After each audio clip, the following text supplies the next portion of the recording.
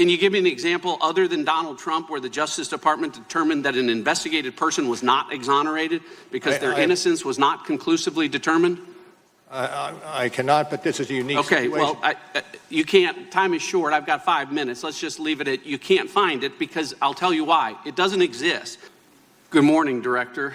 If you'll let me quickly summarize your opening statement this morning. You said in Volume 1 on the issue of conspiracy, the special counsel determined that the investigation did not establish that members of the Trump campaign conspired or coordinated with the Russian government in its election interference activities. And then in Volume 2, for reasons that you explained, the special counsel did not make a determination on whether there was an obstruction of justice crime committed by the president. Is that fair? Yeah. Yes, sir. All right. Now, in explaining that special counsel did not make what you called a traditional prosecution or declination decision, the report on the bottom of page 2 of Volume 2 reads as follows. The evidence we obtained about the president's actions and intent presents difficult issues that prevent us from conclusively determining that no criminal conduct occurred. Accordingly, while this report does not conclude that the president committed a crime, it also does not exonerate him. Now, I read that correctly? Yes. All right. Now, your report, and today you said at all times the special counsel team operated under, was guided by, and followed Justice Department policies and principles. So, which DOJ policy or principle sets forth a legal standard that an investigated person is not exonerated if their innocence from criminal conduct is not conclusively determined? Can you repeat the last part of that question? Yeah. Which DOJ policy or principle set forth a legal standard that an investigated person is not exonerated if their innocence from criminal conduct is not conclusively determined? Where does that language come from, Director? Where is the DOJ policy that says that? Let me make it easier. Go ahead.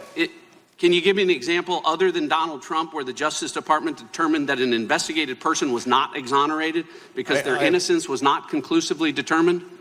I cannot, but this is a unique situation. Okay, well, you can't. Time is short. I've got 5 minutes. Let's just leave it at you can't find it because I'll tell you why. It doesn't exist.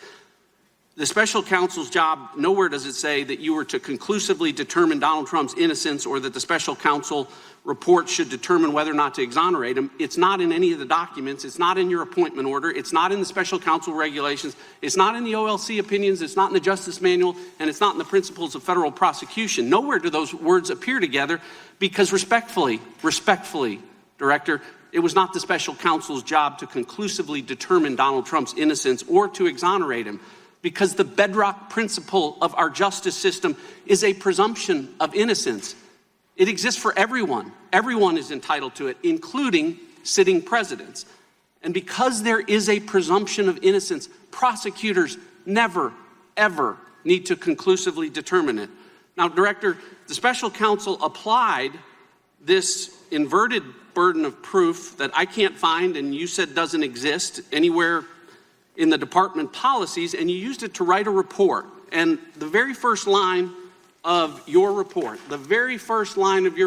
says, and as you read this morning, it authorizes the special counsel to provide the Attorney General with a confidential report explaining the prosecution or declination decisions reached by the special counsel. That's the very first word of your report, right? That's correct.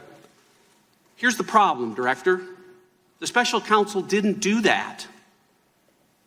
On Volume 1, you did. On Volume 2, with respect to potential obstruction of justice, the special counsel made neither a prosecution decision or a declination decision. You made no decision. You told us this morning and in your report that you made no determination. So respectfully, Director, you didn't follow the special counsel regulations. It clearly says, write a confidential report about decisions reached. Nowhere in here does it say, write a report about decisions that weren't reached. You wrote 180 pages about decisions that weren't reached, about potential crimes that weren't charged or decided. And respectfully, by doing that, you managed to violate every principle and the most sacred of traditions about prosecutors not offering extra prosecutorial analysis about potential crimes that aren't charged.